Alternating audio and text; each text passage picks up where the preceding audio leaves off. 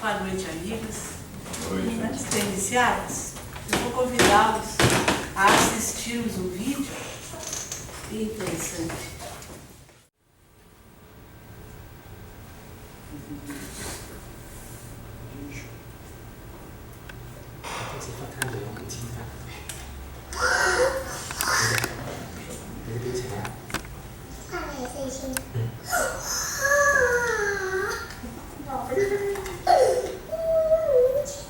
收拾心情，收拾心情。我激我㗎，激我嘅咁啫。每一下要撞下啲石頭。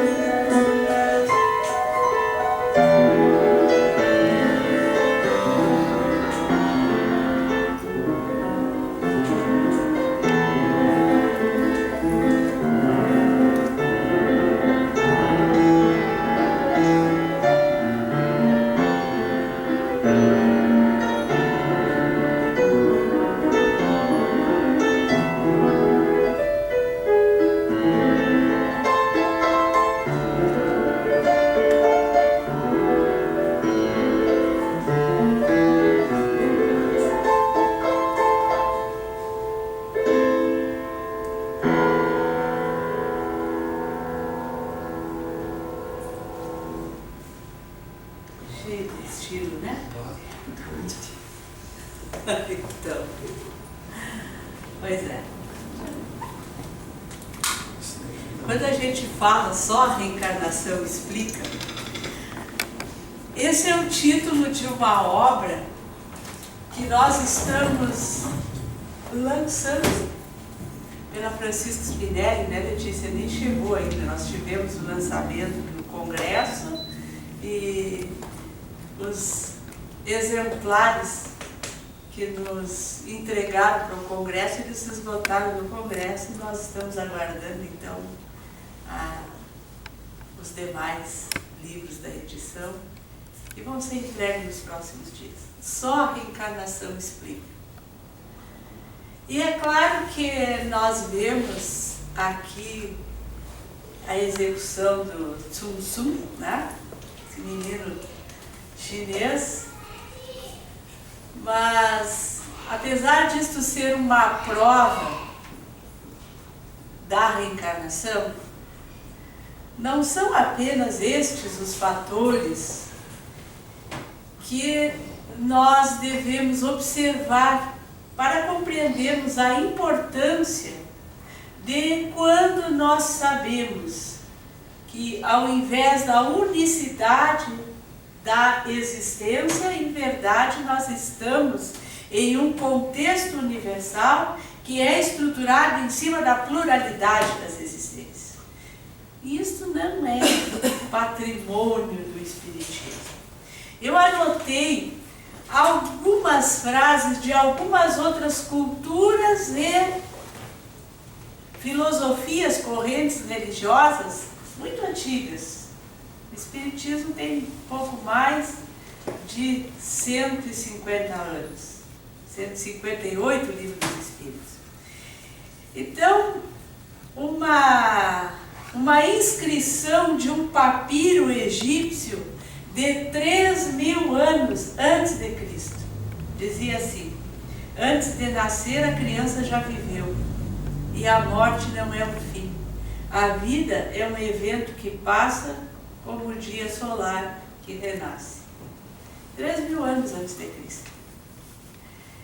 No Bhagavad Gita, também uma das obras religiosas mais antigas da humanidade, nós vamos encontrar que, da mesma forma que nos desfazemos de uma roupa usada para pegar uma nova, assim a alma se descarta de um corpo usado para se revestir de novos corpos. Nós vamos encontrar no livro dos mortos dos egípcios, 2.000 anos antes de Cristo, essa frase: honra a ti, Osíris, o governador dos que se encontram no paraíso, tu que fazes renascer os mortais, tu que renovas sua juventude.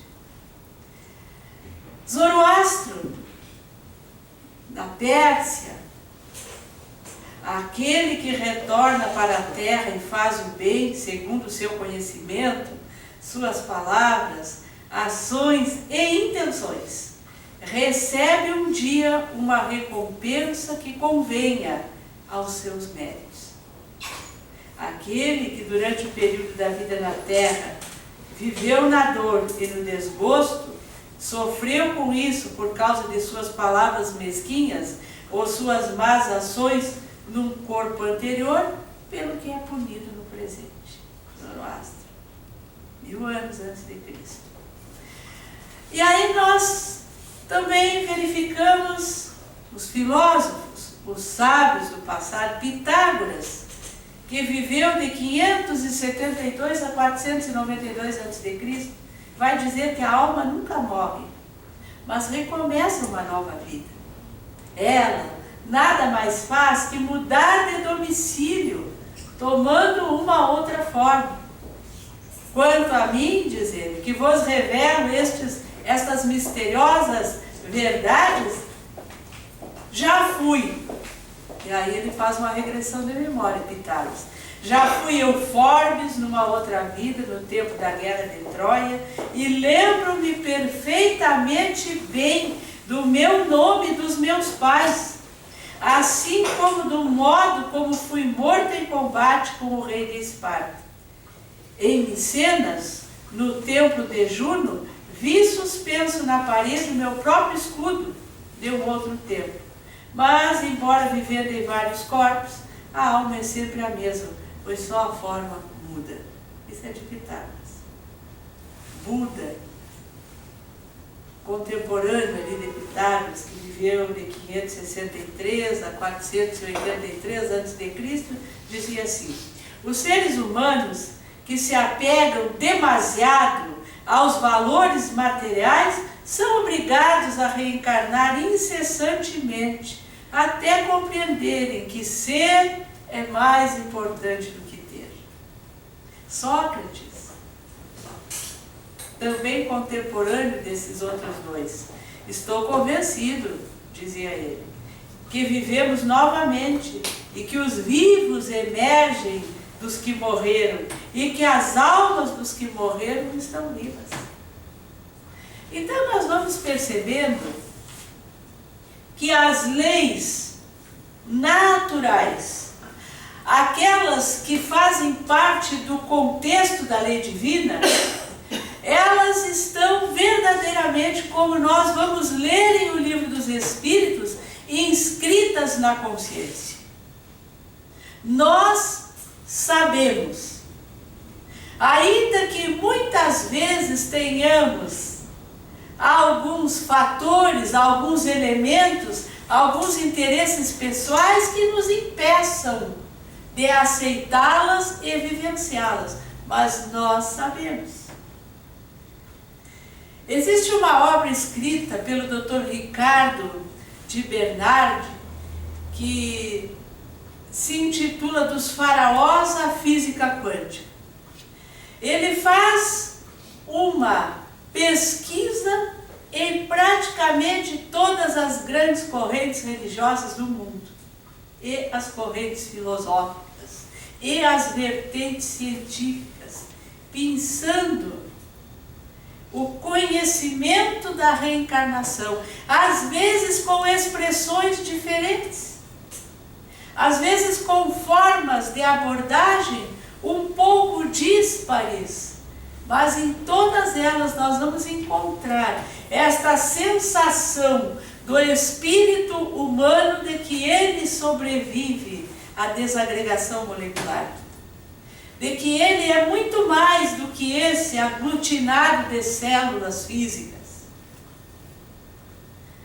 E isto é extremamente consolador, porque, na verdade, nós somos criaturas que temos em nós uma essência imortal. E temos uma ascendência de eternidade daquele que nos criou, que é eterno, porquanto não teve início e não teve fim. E é claro que quando nós somos parte, somos criados por uma essência desta natureza, algo disto sobrevive em nós. E é por esta razão que nós temos muito medo da morte. Nós não queremos morrer. E nós fazemos movimentos durante toda a nossa vida para assegurarmos a vida física, é claro. Nós vamos adotando vários tratamentos, nós vamos cuidando da saúde, nós nos protegemos do frio, nós nos resguardamos dos perigos externos. Por quê? Porque nós temos desta essência eterna que nos criou dentro de nós algo que se chama o instinto de conservação. E o instinto de conservação é nutrido por nós ao longo da vida. E nós vamos procurando, a menos que tenhamos alguma enfermidade que de alguma forma vele, bloqueie e torne patológico a nossa busca de destruição, nós vamos sempre manter o nosso instinto de conservação. Mas por detrás da manutenção da vida física, existe uma aspiração maior, que é a imortalidade. E às vezes nós não percebemos. Mas se nos dermos conta, quando nós somos criança, e vemos alguém de 30, 40 anos, para nós é alguém velho. Quando nós chegamos aos 40 anos, os velhos passam a ser aqueles de 60, 70. Quando nós chegamos aos 70 anos, nós perdemos a dimensão disso. Há poucos dias eu conversava com uma amiga muito querida na cidade de Gramado. E ela está octogenária e cuida de uma casa de idosos que ela construiu com os seus esforços, a sua dedicação. A sua visão já está bem deficiente. E ela me confessava um dia assim: é triste a pessoa envelhecer, né? Eu disse: depende. Não, mas eu imaginei, na minha ignorância, que ela estava falando da sua situação. Não, não é. Ela mostrou as senhorinhas que são abrigadas na casa e me disse assim: olhe para estas velhas, elas não têm objetivo na vida. Eu olhei para ela e ela disse: mas eu estou todos os dias provocando-as a encontrarem uma maneira e um significado para a vida. E me mostrou algo muito interessante. Aqueles clipes coloridos que a gente coloca em papel coloridinho, o que ela faz? Ela pega vários clipes e entrega para elas fazerem colares. Aí elas fazem e eu aprecio, acho bonito, guardo. Daí uns dias eu desmancho e dou de novo para elas fazerem. Então vejam que nós temos esta essência de imortalidade, que à medida que nós vamos avançando, nós vamos ainda buscando uma forma de nos imortalizarmos. E é claro que quando nós temos a dimensão de que a vida continua, não pensem que a gente deixa de valorizar a vida física, porque não. Na verdade, a gente quer ficar aqui o tempo que der, porque nós sabemos que aqui é o grande aprendizado. Ganhar um corpo para renascer é como a gente acertar na Mega Sena. Eu até diria que é diferente, Que a Mega Sena é sorte. E renascer não é sorte. Renascer é mérito. Então vamos supor assim aqueles concursos mais difíceis aos quais a gente se submete, aquelas provas de mestrado, cascudo, né? Aqueles prêmios que a gente se inscreve, vai passando por etapas. Reencarnar é mais ou menos isso. Porque os espíritos dizem que o número de reencarnados na Terra é X. O número de desencarnados em torno da Terra é 5 vezes X. Então, e lá não tem como furar fila, né? Porque aqueles que tomam conta da fila são bem eficientes e são incorruptíveis. Não tem como a gente dar aquele jeitinho. Então, renascer é um processo extremamente importante, porque nós aprendemos no mundo espiritual e aprendemos no mundo físico. Nós desencarnamos, vamos para as escolas, para as colônias, para os educandários da espiritualidade. Mas onde nós testamos o aprendizado conquistado lá é aqui. Aqui é que a gente vem colocar em prática. Então, cada minuto da vida é extremamente importante. Não importa como ele transcorre. Hoje nós estamos vendo com muita apreensão, e a mim entristece profundamente, verificar que muitos países do mundo estão aprovando a morte assistida. Porque alguém entra em um processo de uma doença grave e não desejando passar pelas dificuldades, pelas dores, pelos processos redentores da enfermidade, corta o fio da existência. Isso gera um impacto na vida espiritual que é muito mais doloroso do que aquilo que o espírito está experimentando na vida física. Porque aqueles minutos, aquelas horas, aqueles dias, aqueles anos, muitas vezes de sofrimento ligado ao corpo físico, são aprendizados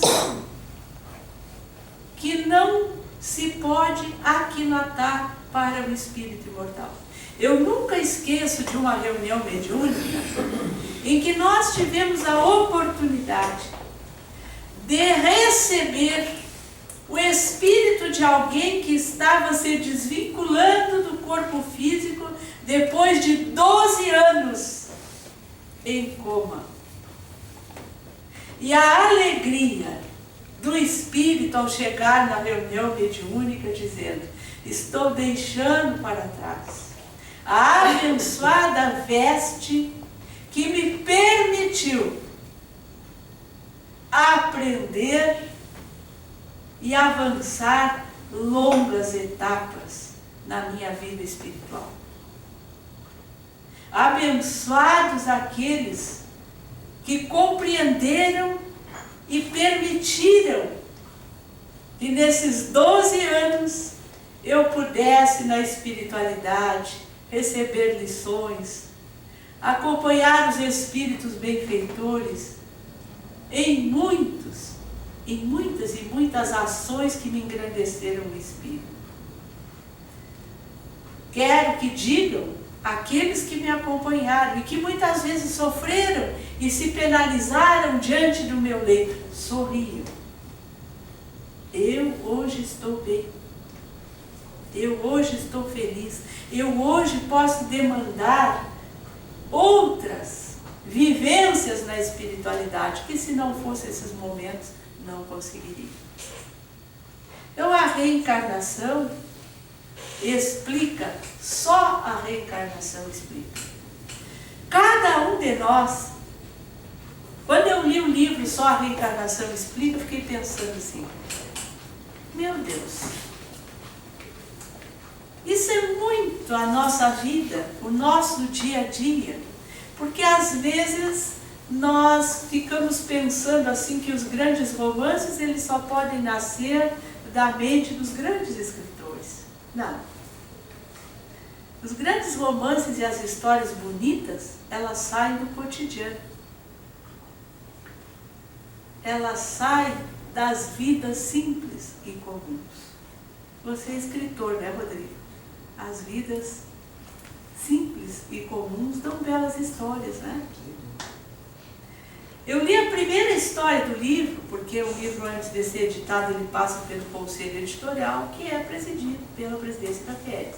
A primeira pessoa que lê as obras sou eu. Não leio todas, é claro, não dá, mas algumas, e essa me chamou a atenção. E o livro começa com uma história muito interessante de uma senhora chamada Vitória. Uma pessoa que lecionava adultos no EJA. E tinha um humor fantástico. Ia para as aulas,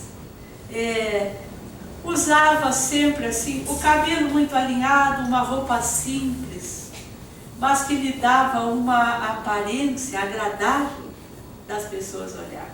E um dia, a Vitória fez uma fala na classe do EJA, dizendo que a vida era muito boa, que ela era uma pessoa viúva, que não teve filhos, mas que a vida dela tinha um sentido especial. Que cada vez que uma daquelas pessoas, daqueles adultos, conseguia ler uma palavra, conseguia grafar um nome, isto para ela era motivo de uma felicidade inenarrável. E começou a discorrer sobre as alegrias que ela tinha na vida. E isso mexeu profundamente com uma das alunas da classe, que ficou extremamente agressiva e disse a ela que não acreditava em nada daquilo que ela estava dizendo. Como uma pessoa sozinha, que não tinha filhos, uma pessoa viúva, podia dizer que a sua vida era toda de felicidades e que simplesmente o fato de alguém juntar uma letra com outra poderia lhe trazer felicidade. A Vitória então foi dizendo àquela pessoa que efetivamente ela tinha dores, ela sentia saudade. Quando o grande amor da vida dela partiu para a espiritualidade, ela sofreu muito. E ainda tinha momentos de muita saudade, em que ela sentia a falta daquela presença amiga, amorosa, com quem ela havia dividido longos anos da sua vida. E que ela também lembrava, com muita tristeza assim, o dia que o médico disse a ela que ela não poderia gerar filhos, que ela não poderia ser mãe biológica. Mas, disse para toda a classe, o fato de nós termos dores, alegria, dores, o fato de nós experimentarmos tristezas, o fato de termos frustrações, muitas vezes, nos desejos que acalentamos, não significa que não possamos ser felizes. Ao contrário, quando nós temos alguma dor, quando nós acalentamos alguma tristeza, é porque, de um outro lado, nós já conhecemos a alegria. Nós sabemos discernir o que é bom. Nós sabemos o que é edificante. E se sabemos, é porque um dia já vivenciamos isso. E precisamos usar esses momentos para edificar momentos diferentes. Então o autor para a história nesse momento e pergunta: isto, por que Vitória é um espírito assim, diferente daquela outra pessoa que chegou a ficar agressiva quando alguém fala de felicidade, de alegrias nas pequenas coisas. E aí ele traz a explicação, só a reencarnação explica. É claro que Vitória já é um espírito mais provado, mais burilado nas vidas que experienciou antes. Já teve condições de edificar a fé, de compreender melhor a vida, de orquestrar no seu espírito com mais naturalidade a resignação, a paciência. Então a reencarnação, ela nos traz essas várias facetas dos seres humanos.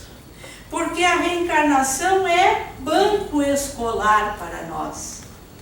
E dependendo da forma como nós aproveitamos a nossa passagem por esses bancos escolares, dependendo da forma como nós vamos agregar a nossa sensibilidade, os conteúdos que a vida vai nos ministrar, isso vai fazer de nós criaturas de uma ou de outra natureza, de um ou de outro matiz.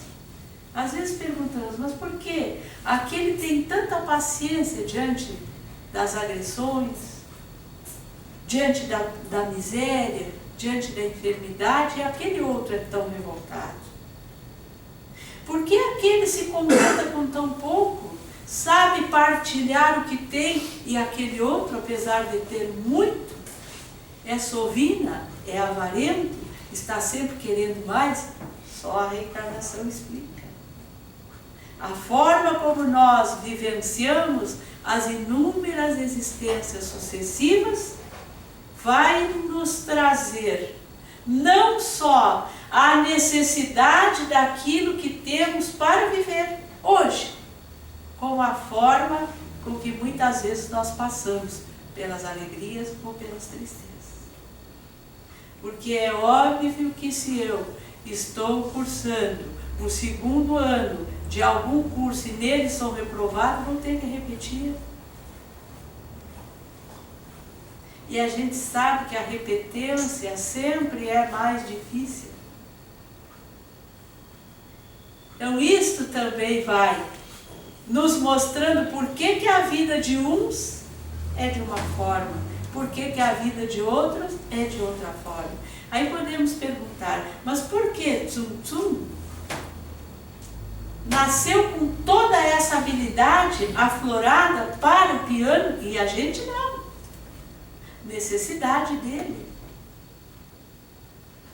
Nós não sabemos qual o planejamento reencarnatório dessa criança. Para que ele renasceu? Em qual foi o estágio reencarnatório que ele foi aprovado ou não? Então, meus queridos amigos, na questão 920 do Livro dos Espíritos, Kardec pergunta se é possível a gente ser feliz nessa vida. E os Espíritos trazem a frase do Eclesiastes, dizendo que a felicidade não é deste mundo. E que nós ainda vivenciamos um mundo de provas e expiações, quase batendo as portas de um mundo de regeneração. Mas mesmo assim, dizem os Espíritos, cabe a cada um ser o mais feliz possível nessa vida. Isto significa que nós podemos escolher, como a Vitória, sermos felizes. Porque ela poderia ter escolhido mergulhar na tristeza da viuvez, acalentar a mágoa, o ressentimento por não ter podido conceber e ser mãe, mas preferiu dedicar-se ao próximo. E quando nós nos dedicamos a trabalhar no bem, dificilmente não experimentaremos felicidade. Então espero que tão logo chega a nossa obra, só a reencarnação explica, que ela sirva para cada um de nós, olhando naquelas histórias que parecem as nossas. Ali tem histórias de conflitos familiares, histórias de violência no cotidiano, história de felicidade e de infelicidade conjugal. São as nossas histórias que ali estão, mostrando que hoje nós somos os abençoados ceareiros que colhem tão somente aquilo que plantaram. E é muito bom que nós saibamos disso, porque quando nós colhemos aquilo que plantamos, nós estamos a braços somente com as nossas ações, e estas nós conhecemos. Imagine se a gente tivesse que colher aquilo que os outros plantaram. Seria muito mais difícil. É por isso que a lei divina é sábia, imutável, misericordiosa, cheia de justiça. E foi elaborada pelo magnânimo arquiteto do universo, para que nós possamos ser felizes. Que Deus nos abençoe. Da paz de Deus.